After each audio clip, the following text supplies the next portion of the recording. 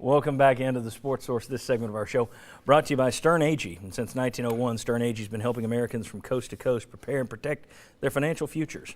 They've done so by using their ears. When you speak with Stern Agee Knoxville, you'll be dealing with a professional who wants to know your goals and help design a specific plan just for you. Stern Agee. All right. Time for quick slants here, and I want to give credit where credit is due. That's what this is about. First of all, we mentioned it earlier. We showed the photo earlier of the number of Vol fans who took over the Gator Bowl down to Everbank Field, the TaxSlayer Bowl at Everbank Field. There's no Gator Bowl. It used to be Gator Bowl Stadium. There it is again. Guys, Butch Jones and the team kept mentioning what it meant to have that kind of crowd support down there. Your thoughts on Tennessee showing out the way they did?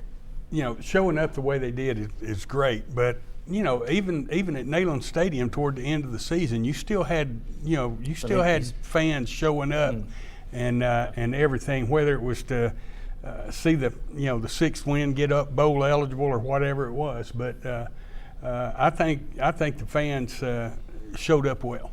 Our fans were absolutely the 12th man down there. I mean, it was incredible, John P. I mean, that feel-good Tennessee football vibe was in Jacksonville. Jacksonville was literally Knoxville for 3 days. And guys, I think that was one that we talked about earlier. The Tennessee fan base has been through so much, not just with football, and that's the big one. But when you throw out the basketball, the NCAA stuff, the athletic director changes, the Pat Summitt situation, the Lady Vols name, it seems like everybody in the Vol fan base has had some reason to be upset over something in recent years.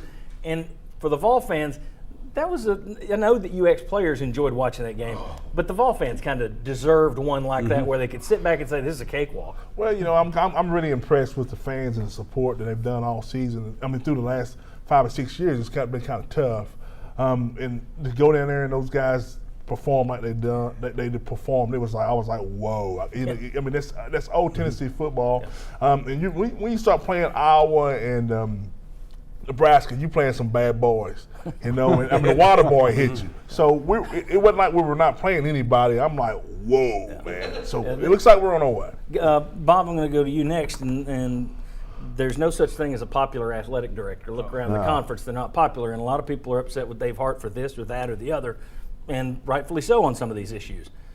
But it was Dave Hart and his connection to the people that run the Gator Bowl, that run the TaxSlayer Bowl, that got the TaxSlayer Bowl to move Tennessee up on that list that they handed to the SEC. You got to give Dave Hart some credit for getting them a good bowl, good location, good opponent. Well, that was kind of to not make an exact comparison. It's almost kind of Doug Dickey-esque. Because Doug Dickey always exactly used connections what I was thinking. to get Tennessee a better this, a better that. Hey, there's an NCAA problem. We can minimize it and do things. So in that sense, at this point in time, that was very, very Dickey-esque. And I'll also say he's also the guy that hired Butch Jones, who right now is becoming more and more and more popular. And if you went back and you said Charlie Strong, Butch Jones, which one's looking a little bit better and so I can tell you which one's going to reach out to your program and your former players and build the consensus, and that's Butch Jones.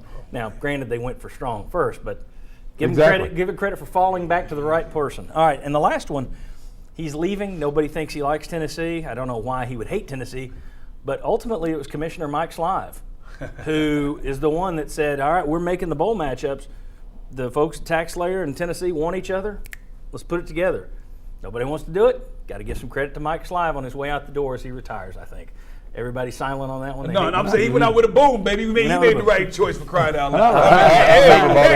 Finally made the right choice. Exactly. What does Mike Slive have against Tennessee? There are 13 other schools that feel he hates them too. That's the crazy thing. All right, when we come back, it's the last football Cavaliers line of the season.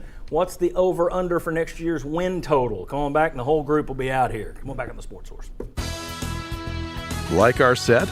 Turn to Benedict Construction.